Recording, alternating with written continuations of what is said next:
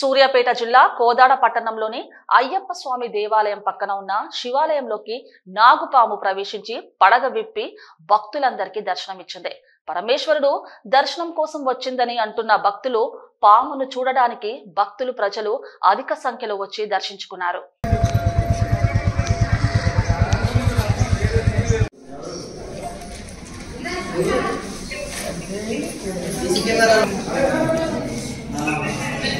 తీసుకొచ్చింది అది